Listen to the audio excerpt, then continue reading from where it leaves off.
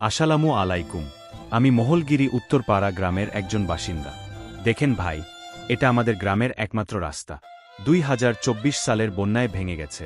১.৫ বছর হয়ে গেল, এখনও হাঁটু পর্যন্ত কাদা পানি।